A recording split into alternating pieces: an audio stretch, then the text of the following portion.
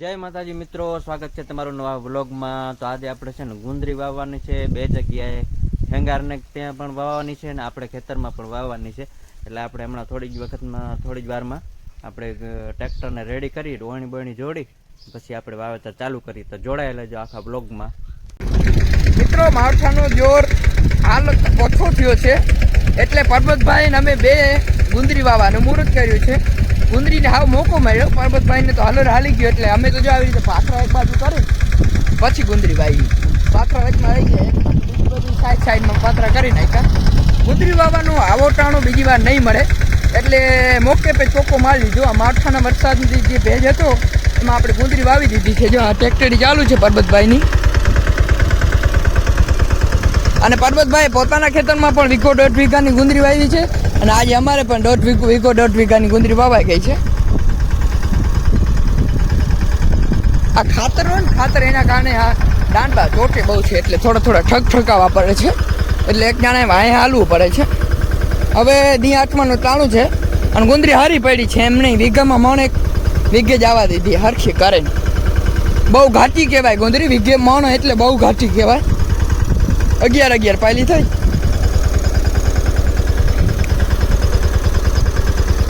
અને આ માવઠાનો જોર આજે તો ઘટ્યો, અટાણ દી હાથમાં છે એટલે દોર બધો જાય છે દરિયામાં।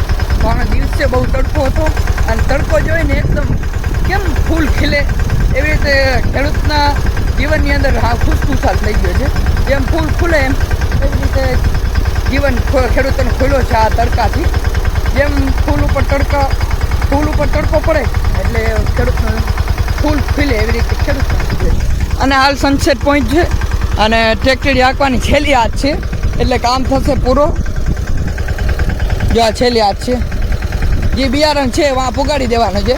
બિયારણ આપણે ઘરનું હતો, ઉપાધિ નથી કાંઈ। પરબતભાઈને પણ મણે કાપ્યું, મણે કમે વાવી, બંને હવે મુહૂર્ત કરી નાખી ફરી કરી। હવે ગુંદરી તો હજી વધુ વાવવાની છે, તો આપણે ખેતરમાં મગફળી ઊભી છે હજી જોશો એટલે વાવેતર થોડોક અટકાઈ ગયો છે। અહીંયા મગફળી ઉપાડી લીધી એટલે સાઈડ કરી નાખી, એમાં બચાવ થઈ ગયો।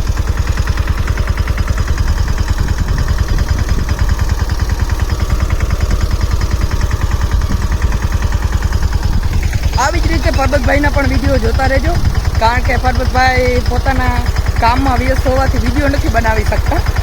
આપણે પણ ઠોકી દઈએ છીએ કે જે માવલ વ્લોગની અંદર ક્યારેક વ્લોગ રોજ ડેલી વ્લોગ કરી નાખ્યો હતો આપણે, કાયમી બને ત્યાં સુધી કાયમી વ્લોગ નાખ્યું છે।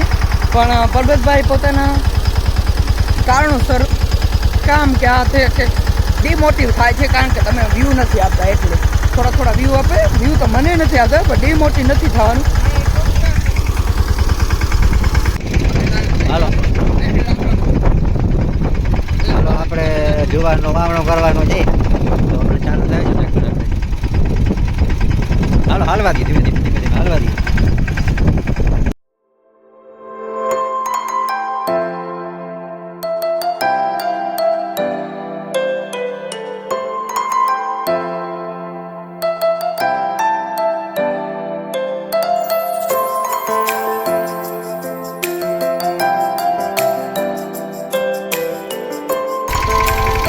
જુવારના વાવણા કરવાના છે, ચાલુ છે અત્યારે। જો આજે કાંઈક તડકો નીકળ્યો છે। આપણે આ બાજુ આપણે નારિયેળીનું વાવેતર કરે છે,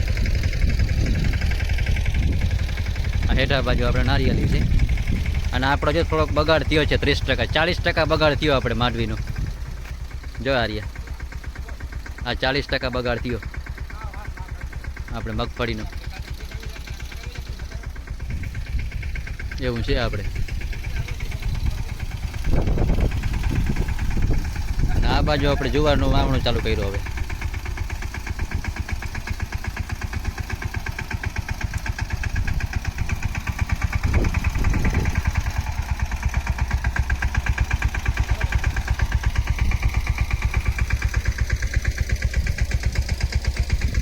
આજે તડકો દીધો છે, આજે કંઈક આજ તારીખ છે 31। માલનો ચારો તો જળવાનો નથી આપણે, આના ઉપર જ આધાર રહેવાનો છે। અને આજે પવન પણ બહુ છે, તમને અવાજમાં થોડોક અવાજનો ડિસ્ટર્બ થતો હશે, પવનનો અવાજ તો આવતો હશે તમને, એવું છે।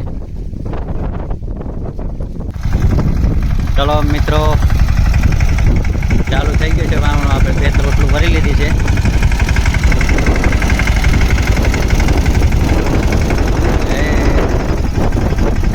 ભારે માપે હાલે કા? માપે હાલે ને?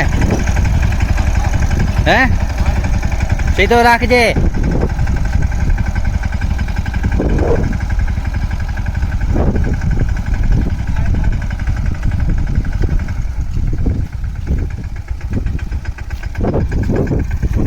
હલો ભાઈ, આપણે અહીંયા સુધી વાવવાનું છે. આપણે અહીંથી પછી આપણે ઘઉંનો વિચાર કર્યો આમાં. આ જુવાર સુધી વાવેતર કરેલ છે ને, ત્યાંથી આગળનો ભાગ છે ને જી, એમાં આપણે ઘઉંનો વિચાર છે ટૂંકમાં. હજી હાવ નક્કી નથી, પણ ટૂંકમાં હવે વિચાર છે અમારે વાવવાનો. થઈ ગઈ છે બોલો ને. અરે બોલો જોવા દે. હા આ થોડો ગોફર વધુ કર્યો લાગે. ઓછો કરે ને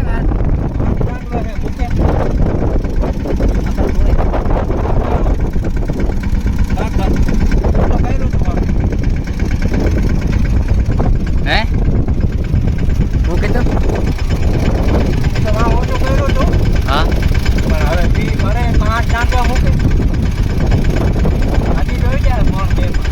ખેતો તો 2 મણ ભેગો લેતા આવત ને.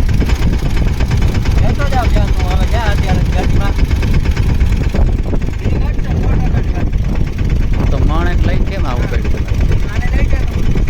ઉભર આવે લઈ જા. જા તું જા, હાલી જા, જા હાલ મૂકી હાલ.